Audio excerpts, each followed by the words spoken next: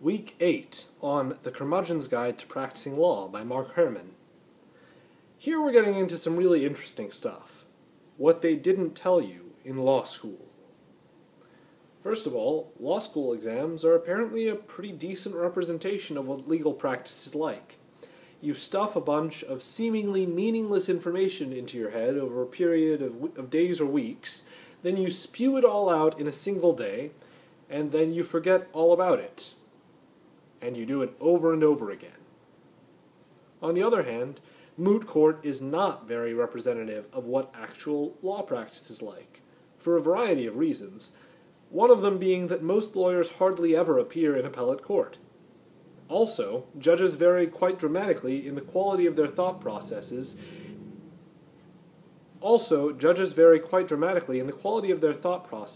and the amount of attention they're going to be able to bring to bear in your case. They often won't even have time to read long briefs.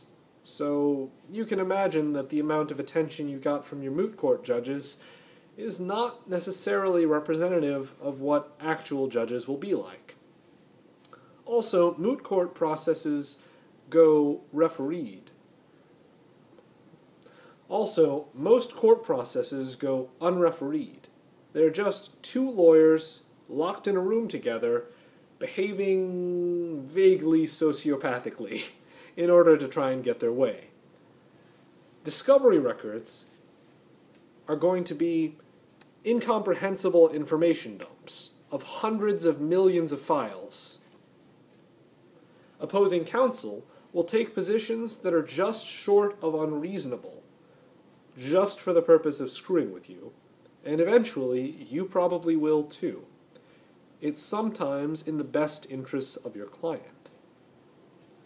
Your work will invade your personal life. You'll obsess. You won't get any rest because you'll obsess at home over cases that are still pending, and then maybe one day in the shower you'll have a brilliant realization and figure something important out, and then you'll be obsessing over a new case the next day. There are lots of things they didn't tell you in law school.